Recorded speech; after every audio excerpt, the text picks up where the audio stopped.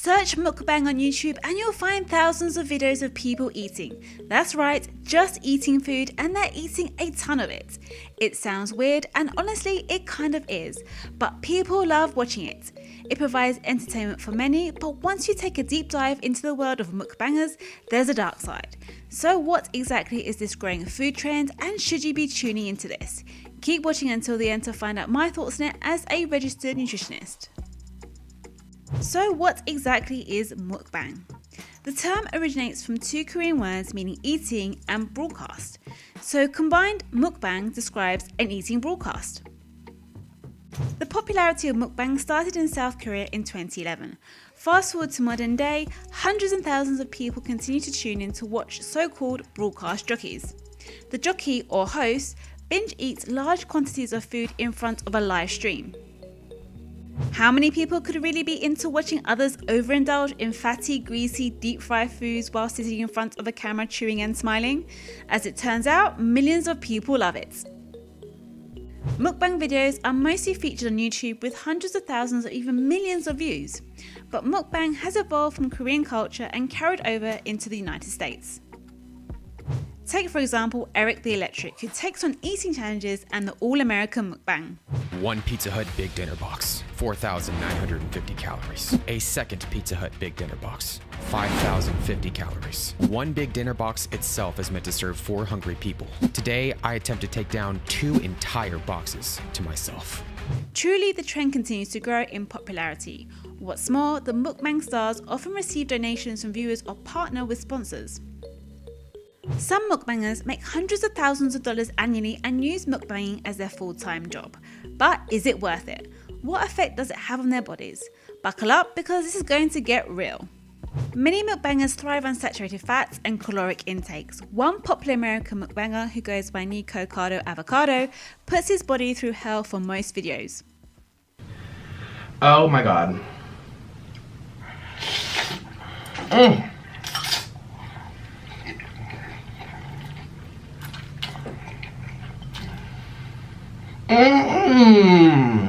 He told Men's Health, "I can't fall asleep because I feel like my digestive tract is on fire. And then I'm running into the bathroom, sitting on the toilet crying." To be honest, I'm not surprised. So what do these mukbangs and food challenges do to your body and mind? Let's find out. Number 1, it can encourage poor eating habits. These broadcast junkies overindulge on mass amounts of food. They mostly overeat on packs of ramen noodles, fried chicken, pizza, and the list goes on. The massive portions of foods are consumed and keeps viewers tuning back in. But this raises a concern that by aiming to grab the attention of its viewers in this way could promote overeating and binge eating. What's more, watching may be a trigger for disordered eating patterns and come with its own subset of risks. Research suggests it takes on average 21 days to form a habit. So if consistently gorging on high volumes of food, we must wonder if poor eating forms are likely to form. Glamorizing high portions may not only accelerate large meal plates, but raise the intake of poorer nutrition choices. Number 2, there are health risks with mukbanging. The short-term health risks are physical discomfort, gastrointestinal distress, lethargia, and fatigue. In the long term, mukbangers may see weight gain, heart disease, and diabetes. It doesn't sound great, does it? Nikocado Avocado weighed 150 pounds before he discovered mukbanging, but ever since his slew of videos, his weight has spiraled out of control. So without further ado, let's make some mac and cheese. Here we go. I have gained weight, and I don't even know why. You guys know my weight's been spiraling out of control. How about you actually pay attention to all the weight you gained? Do you not see how fat you got? Click the link below to follow my Patreon. You'll get exclusive weekly videos about my life, plus tons of mukbangs not allowed on YouTube. He claims he eats lots of greens outside of his videos, but an 80-pound weight increase proves that might not be enough to balance things out. On the other hand, you have Erik the Electric that works hard to try and prevent those extra pounds piling on and cycles a lot.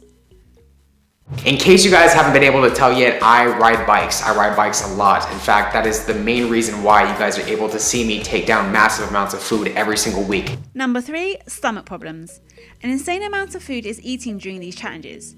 So where the heck is it all going? The average human stomach is 12 inches long and 6 inches wide at the widest point, and can stretch to comfortably hold about a quarter of food. That's not much when you're talking about scoffing down dozens of hot dogs for a food challenge. So what happens to your stomach during a food eating contest, and how do competitive eaters keep going? Chronic overeating can stretch a person's stomach to allow them to eat much more, and when it comes to the professionals, that's exactly what they do. Take world famous speed eating champion Matt Stoney. He told Thrillist that his stomach has between a 16 and 20 pound capacity. That's a lot. But humans aren't meant to consume that much food in a single sitting, so it's going to have some adverse effects on your digestive tract. The stomach can expand to the point where it risks gastric perforation, which is definitely not good. Number 4, you could drown yourself. Many food challenges allow you to drink water while you're trying to finish, and competitive eaters say it's a valuable tool. They can drink gallons of water in training and during contests, or to help compact food in their stomach and get it going down faster. But that's ridiculously dangerous. Drinking too much water over a short amount of time, like the time a food challenge takes, can lead to water intoxication. It's essentially a condition where there is so much water in the body that levels of other vital elements, particularly sodium, drop too low, and it can be deadly. Low levels of sodium can lead to confusion, fatigue, muscle weakness and spasms, headaches, vomiting, seizures, and even coma. Number 5, jaw problems. The stomach is not the only part of the body that struggles. Mukbanging and food challenges take a toll on the jaw too. People who take part in these food challenges need some serious jaw strength. All that continuous chewing can have some troubling side effects and can lead to arthritis of the jaw, which is something you definitely don't want. This can interfere with everyday life, sleep, and even cause further dental problems. And the key treatment for it is to be mindful of chewing habits, so it's safe to say that competitive eating and food challenges would be off the table. Food challenges and mukbanging are still a relatively new phenomenon in the grand scheme of things, so no one's quite sure what the long-term effects they're going to have on the people who regularly do them. As Matt Stoney told USA Today, a lot of us don't know what we're doing. We're just experimenting. Sometimes people go a little gung-ho, a little overboard, and hurt themselves. Medical experts have speculated about the type of long-lasting damage regular competitive eaters and food challenge undertakers can expect to suffer later in life, and it's not pretty. It can include obesity, constant nausea and vomiting, gastroparesis, which happens when the stomach can no longer process food and empty itself normally, and the removal of part or all of the stomach. But hey, let's end on a positive note. Mukbang or food challenges may offer some benefits. On the flip side, these videos may break diet barriers, and it also brings people together from around the world. Mukbang may help break down barriers related to diet culture. Today's diet culture tends to place too much emphasis on what you should and should not eat. Mukbang, on the other hand, may break the stigma of avoiding bad foods in such a diet-driven society. This can open up the door for viewers to overcome food avoidance. In fact, Erik the Electric has overcome anorexia and is open about how starting a YouTube channel helped him do so. Viewers have commented that watching the videos have made them more comfortable with eating.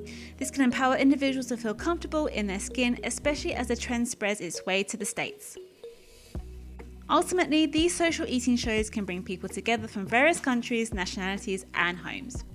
Do you enjoy watching food challenge videos? Let me know in the comments below. If you found this video helpful, hit that like button, and if you haven't already joined my community, then hit that subscribe button. Remember, enjoy food and stay happy and healthy. Catch you on the next one.